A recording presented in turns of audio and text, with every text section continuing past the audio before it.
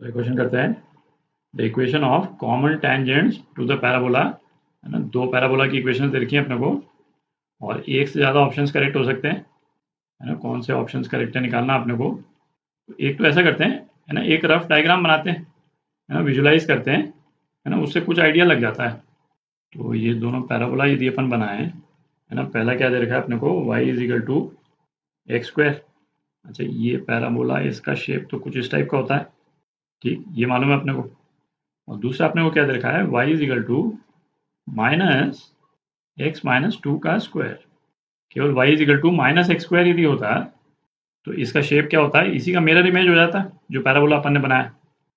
पर यहाँ पे क्या है, वर्टेक्स को शिफ्ट किया हुआ है, कितना, 2 से शिफ्ट किया हुआ है। तो इसका वर्टेक्स जो है यहाँ पे है और इसका शेप जो है वो कुछ इस टाइप का है, आप देख रहे हैं। तो इसको बनाने से फ़ायदा क्या हुआ है ना, आप देख सकते हैं एक टेंजेंट तो आपको दिख ही रहा होगा भाई, एक टेंजेंट तो ये y इज इक्वल टू 0 तो हो ही गया, है ना, इस पे दोनों पैराबोला टच कर रहे हैं। और दूसरा टेंजेंट जो है वो कुछ इस टाइप का बनेगा, आप देख लें। अपने को तो दोनों इक्वेशन निकालनी है ना। अपना आंसर एक y इज इक्वल टू 0 तो आ ही गया। अभी इसको अपन सॉल्व करेंगे तब भी y इज इक्वल टू 0 आ जाएगा अपने ऑप्शंस में। पर ये तो अपने को मालूम है कि ये एक सॉल्यूशन तो है ही। और इनफैक्ट जैसे आप यदि बाकी ऑप्शंस देखें ना, बाकी ऑप्शंस देखें तो आप आंसर है ना वैसे भी देख के पता लगा सकते हैं। इसका स्लोप दिख रहा है आपको भाई, इसका स्लोप जो है वो पॉजिटिव स्लोप है, ठीक है। इसमें बाकी ऑप्शंस में पॉजिटिव स्लोप जो है केवल ए पार्ट में है ना। बाकी सी में भी नेगेटिव स्लोप है और डी में भी नेगेटिव स्लोप है। और ये जिस तरह से पैराबोला बने हुए हैं, है ना, नेगेटिव स्लोप का कोई टेंजेंट होता हुआ नजर आता नहीं है। तो चांसेस यही है कि दूसरा ऑप्शन जो है वो यही होगा। पर इसको अपन मैथमेटिकली निकाल लेते हैं अभी, ठीक। तो पहला वाला पैराबोला है ना, इसको अपन इस तरह से लिख लेते हैं, क्योंकि इसी तरह से लिखते आए अपन, x square is equal to y. ये किस फॉर्म में है, x square is equal to 4ay, है ना। इस तरह का जो स्टैंडर्ड पैराबोला था इसके फॉर्म में है ये। तो इस पे जो टेंजेंट की इक्वेशन है वो क्या होती थी, x is equal to m not y plus c. और c क्या होता था, a अपॉन एम नॉट। और एम नॉट में इसलिए यूज़ कर रहा हूँ क्योंकि ये अपने को मालूम है कि ये एम नॉट जो है वो स्लोप नहीं है, ये अपन डिस्कस कर ही चुके हैं। तो इस वाले केस में a की क्या वैल्यू है ना, 4a जो है वो 1 है, तो a जो है वो क्या हो जाएगा, 1/4, ठीक। तो टेंजेंट की इक्वेशन जो है वो क्या हो गई, x इज इक्वल टू, है ना, एम नॉट को 1 अपॉन एम लिख रहे हैं अपन, y upon m plus m ऊपर आ गया और ये 4, ठीक। इसको अपन क्या लिख सकते हैं, m x is equal to y plus m square by 4, ठीक। तो इस वाले पैराबोला पे जो टेंजेंट जो है ना, उनका जनरल फॉर्म ये होगा। अब दूसरा पैराबोला देखते हैं। इस डायग्राम को मैं मिटा देता हूँ, है ना, अब इसकी ज़रूरत है नहीं अपने पास।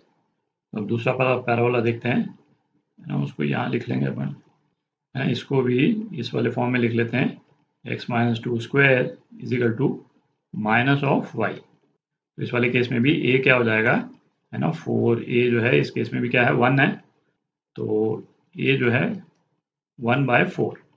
ये x square is equal to minus 4ay के फॉर्म में है। अच्छा, इस वाले पैराबोला में टेंजेंट की इक्वेशन जो है वो क्या हो जाती है, x minus two is equal to m not y, है ना। ये y माइनस वाई नॉट है जो कि इस केस में 0 है, तो अपन नहीं लिख रहे इसको, है ना, एम नॉट वाई प्लस सी, है ना। और इस वाले केस में चूंकि यहाँ पे ये माइनस साइन है, तो सी की जगह अपन क्या यूज़ करते हैं, minus a by m naught, है ना। अपन स्टेप बाय स्टेप चल रहे हैं ताकि आपको कन्फ्यूजन नहीं हो, है ना। हर स्टेप को अलग एक बार में एक ही स्टेप लिख रहे हैं, minus a by m naught, ठीक। अब एम नॉट की जगह 1/m रख देते हैं, तो x माइनस टू ये क्या आ जाएगा, y by m minus m, और a क्या आया 1/4, तो माइनस m/4। तो इसको भी, है ना, m से मल्टीप्लाई करके यदि अपन रीअरेंज कर लें तो क्या आ जाता है, mx is equal to y minus m square by 4 plus 2m। तो ये इस वाले पैराबोला पे टेंजेंट की इक्वेशन हो गई। अच्छा, अपने को क्या निकालना है, कॉमन टेंजेंट निकालना है। तो इन दोनों इक्वेशन को यदि अपन कंपेयर करें तो ये वाला पोर्शन तो सेम ही है दोनों में, आप देख लें। तो यदि कॉमन टेंजेंट होना है दोनों टेंजेंट्स की इक्वेशन मतलब सेम होनी है, तो इसका मतलब क्या हो गया कि ये वाला जो पोर्शन है ये इस वाले पोर्शन के बराबर होना चाहिए, ठीक। तो इसका मतलब क्या हुआ, m²/4 is equal to -m²/4 plus 2m। तो इसको 4 से मल्टीप्लाई कर दें, है ना, और रीअरेंज कर लें, क्या आ जाएगा, m-4 इज इक्वल टू 0। तो m की दो वैल्यूज आ गई, m इज इक्वल टू 0 और m इज इक्वल टू 4, ठीक है ना। वही गया, थोड़ी जगह कर लेते हैं पर। तो m इज इक्वल टू 0 है ना, स्लोप जो है 0 हो गई, है ना, वो तो ये वाला रिजल्ट आ ही गया, है ना। y इज इक्वल टू 0, आप m इज इक्वल टू 0 है ना इस टेंजेंट की इक्वेशन में डाल देंगे, तब भी y इज इक्वल टू 0 आ जाएगा। और दूसरी स्लोप क्या आई, m इज इक्वल टू 4, है ना, पॉजिटिव है, ये भी एक्सपेक्टेड था। इसको इस वाली इक्वेशन में भी अपन डाल दें तो क्या आ जाता है, 4x is equal to y plus 4। तो y जो है वो क्या आ गया, 4 इंटू एक्स माइनस 1। तो ये आपका आंसर है ना, ये ए पार्ट। रफ आइडिया अपन ने पहले ही लगा लिया था।